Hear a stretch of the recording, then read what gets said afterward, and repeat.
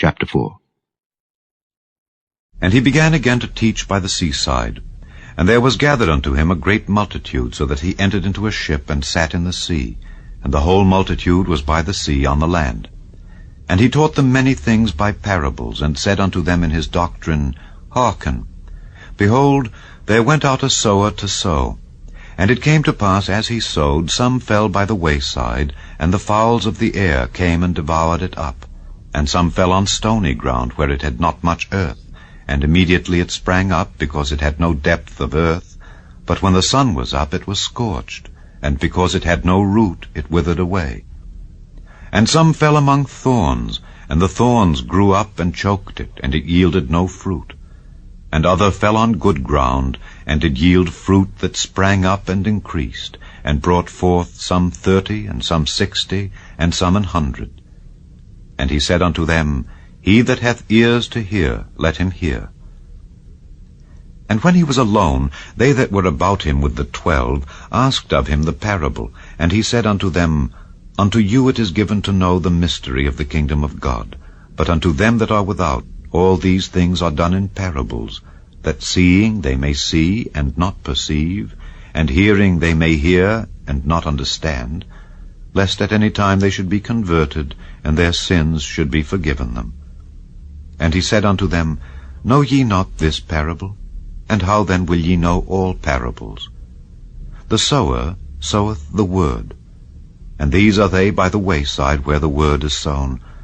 But when they have heard, Satan cometh immediately, and taketh away the word that was sown in their hearts. And these are they likewise which are sown on stony ground, who when they have heard the word, immediately receive it with gladness, and have no root in themselves, and so endure but for a time. Afterward, when affliction or persecution ariseth for the word's sake, immediately they are offended.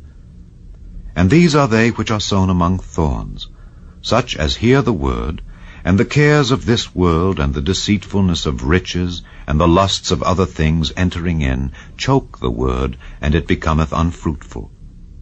And these are they which are sown on good ground, such as hear the word, and receive it, and bring forth fruit, some 30-fold, some 60, and some 100.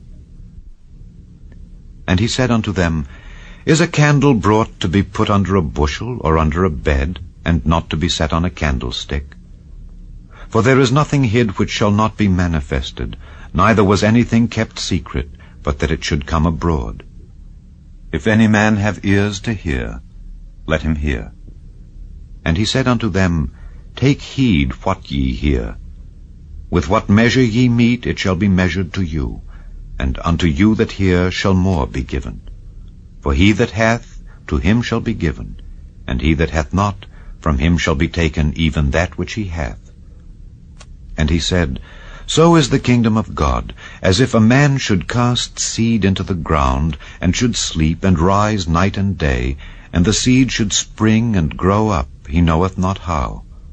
For the earth bringeth forth fruit of herself, first the blade, then the ear, after that the full corn in the ear.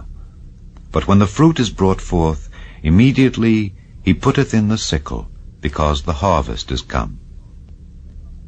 And he said, Whereunto shall we liken the kingdom of God, or with what comparison shall we compare it? It is like a grain of mustard seed, which when it is sown in the earth is less than all the seeds that be in the earth. But when it is sown, it groweth up, and becometh greater than all herbs, and shooteth out great branches, so that the fowls of the air may lodge under the shadow of it. And with many such parables spake he the word unto them, as they were able to hear it. But without a parable spake he not unto them. And when they were alone, he expounded all things to his disciples. And the same day, when the even was come, he saith unto them, Let us pass over unto the other side. And when they had sent away the multitude, they took him even as he was in the ship. And there were also with him other little ships. And there arose a great storm of wind, and the waves beat into the ship, so that it was now full. And he was in the hinder part of the ship, asleep on a pillow. And they awake him, and say unto him, Master, carest thou not that we perish? And he arose, and rebuked the wind, and said unto the sea, Peace, be still. And the wind ceased, and there was a great calm. And he said unto them, Why are ye so fearful? How is it that ye have no faith? And they feared exceedingly, and said one to another, What manner of man is this, that even the wind and the sea obey him?